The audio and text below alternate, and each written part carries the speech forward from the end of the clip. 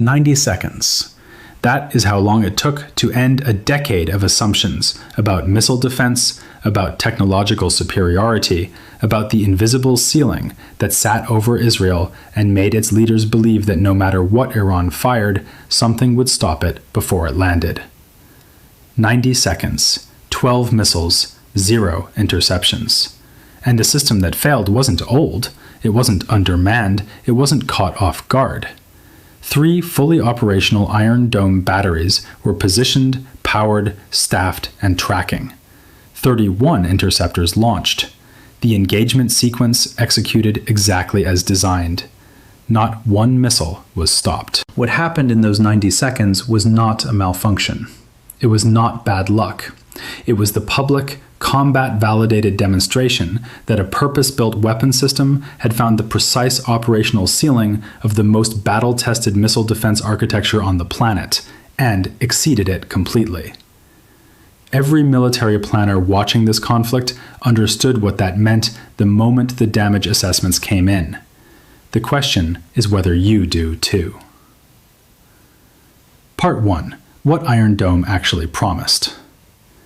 To understand what failed, you have to understand what Iron Dome was built to deliver, and what that promise meant to every strategic calculation Israel has made for the past 15 years. Iron Dome entered operational service in April 2011. Within its first month of deployment, it intercepted its first rocket fired from Gaza. Within its first year, it had achieved intercept rates that defense analysts described as historically unprecedented for any battlefield missile defense system ever fielded. By the time of Operation Pillar of Defense in November 2012, it was intercepting rockets at rates above 80% under real combat conditions against real adversaries, firing real weapons at real Israeli cities. That performance created something more powerful than a weapons system. It created a strategic doctrine. The doctrine ran as follows. Israel could absorb low to medium intensity rocket and missile fire from Gaza, from Lebanon, from any regional adversary operating below the ballistic missile threshold, without suffering the kind of civilian casualties and infrastructure damage that would force its government to make costly ground incursions or accept unfavorable political terms. Iron Dome was the buffer between military threats and political consequences. It gave Israeli leadership options, time, space, the ability to calibrate responses that no previous defensive system had provided. The system's architecture made that doctrine credible. The ELM 2084 detection and tracking radar scans a 360-degree coverage zone continuously, identifying incoming projectiles within seconds, calculating their ballistic trajectories, and projecting their impact points. The battle management system then performs a calculation that is central to Iron Dome's operational logic.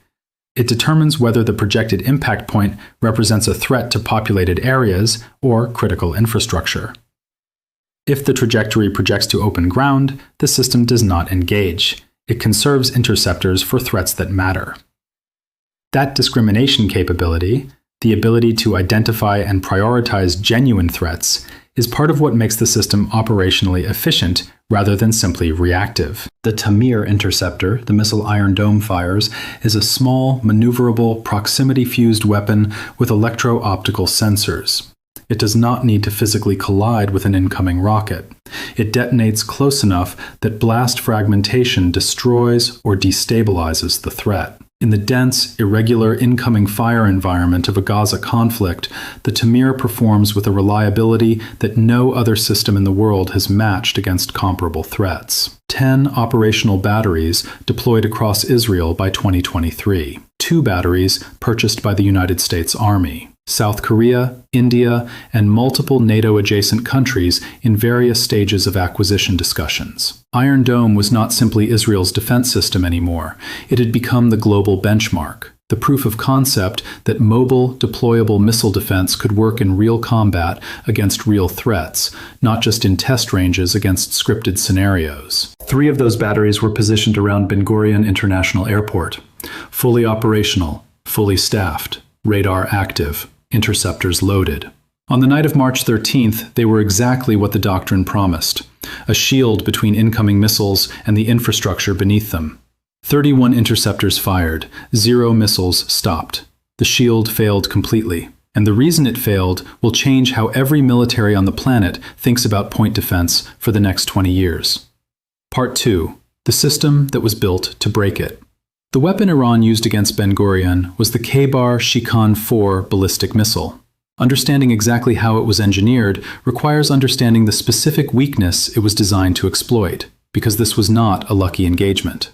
This was the product of years of systematic study of Iron Dome's operational architecture, its processing limits, and the precise conditions under which its defensive logic breaks down. On approach, the Shihan-4 presents as a standard ballistic threat. Radar detects it, the battle management system classifies it, an intercept solution begins generating. The Tamir prepares to launch. Every element of Iron Dome's engagement sequence initiates exactly as it would against any incoming ballistic missile. The system is doing its job. Then the warhead opens. At a precisely calculated altitude, high enough that the submunitions have time to orient and stabilize, low enough that Iron Dome's remaining engagement window is severely compressed, the cluster munition casing releases. Each Shihan-4 deploys 10 independent submunitions, GPS-guided, equipped with control fins that allow maneuvering during descent, capable of altering their trajectories after deployment in ways that break the predictive intercept algorithm Iron Dome depends on. 12 missiles became 120 independent maneuvering targets. Not simultaneously in sequence, simultaneously, all at once, from multiple approach vectors, because the Shihan-4s were not fired from a single direction. They approached Ben Gurion from several different angles, requiring the defensive system to manage intercept geometries across different spatial orientations at the same moment it was trying to generate 120 individual engagement solutions. Iron Dome's battle management architecture has a processing ceiling, a finite capacity for simultaneous engagement solution generation and execution within a given time window. That ceiling was never a vulnerability when the system was operating against the threats it was designed for: unguided rockets, single warhead ballistic missiles, irregular salvos from Gaza or Lebanon. Against those threats, the ceiling was never approached. The Shihan-4's designers found the ceiling. They built a warhead that generates a target volume exceeding it at the moment that matters: terminal descent, minimum engagement window remaining, maximum time pressure on the system's computational architecture. The submunition's maneuverability compounded the problem. Iron Dome's intercept calculation projects where a ballistic target will be at a future moment and sends the Tamir to that point.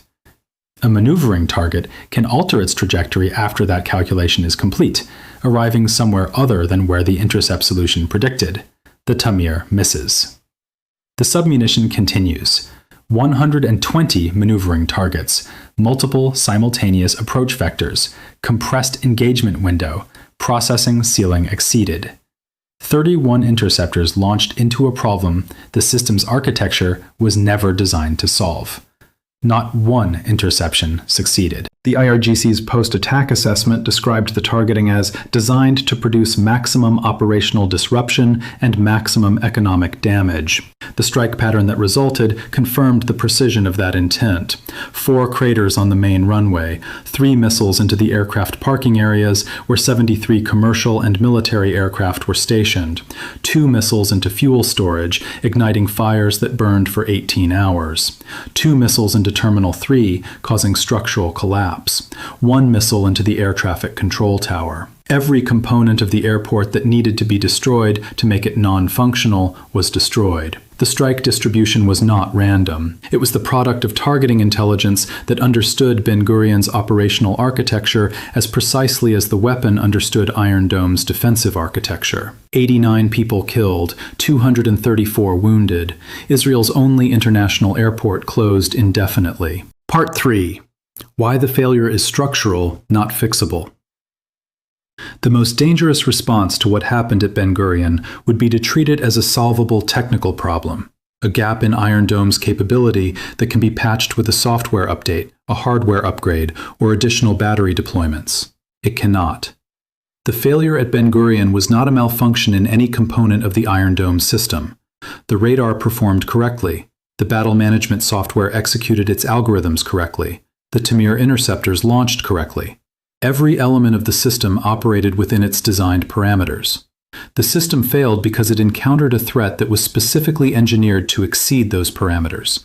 And the parameters themselves, the processing architecture, the interceptor inventory, the engagement geometry logic, are not adjustable variables. They are design characteristics of a system built for a different threat model. Iron Dome was designed and optimized for the threat environment of the 2000s. Unguided rockets fired from Gaza, short-range ballistic missiles with single conventional warheads, the kinds of weapons that non-state actors and lower-tier adversaries could field in volume. Against that threat model, it is extraordinarily effective. Its combat record against those threats remains unmatched by any comparable system. But the Shikhan 4 is not a 2000s threat. It is the product of a sophisticated state actor's systematic analysis of Iron Dome's operational ceiling, translated into a weapons system engineered precisely to exceed that ceiling. The gap between what Iron Dome was designed to defeat and what the Shikhan 4 was designed to do is not a gap that upgrades can bridge, because the upgrade path that would address the cluster munition volume problem requires a fundamentally different system architecture. To defeat the Shikhan 4's submunition deployment at Ben Gurion, you would need engagement capability at a higher altitude and earlier phase, intercepting the Shikhan 4 before its warhead opens, before the 12 missiles become 120 submunitions. That is the boost phase or early terminal phase intercept problem, and it requires different systems entirely. Israel's Arrow 3 and the American THAAD operate in that engagement envelope, but Arrow 3 interceptors cost approximately $3 million each. Defending Ben Gurion against a 12-missile Shikhan 4 salvo at that intercept cost per round, across a sustained conflict where Iran can fire multiple salvos, is economically unsustainable. Iran can manufacture Shikhan 4s and their submunitions at a fraction of the cost of Arrow 3 interceptors. The exchange ratio favors the attacker by a margin that makes layered intercept economically viable for a limited number of high-value engagements, but not as a general defensive posture. And there is a second problem that no intercept architecture currently deployed can solve. The Shikhan 4's submunition volume, combined with multi-vector approach, is scalable. If Iran determines that 12 missiles overwhelmed 3 Iron Dome batteries, the response to upgraded defenses is not to develop a counter-counter, it is to fire more missiles. 24 instead of 12. 48. The volume problem grows as fast as the defensive architecture is upgraded, because submunition production is substantially cheaper than interceptor production. This is the structural trap that the Ben Gurion attack revealed.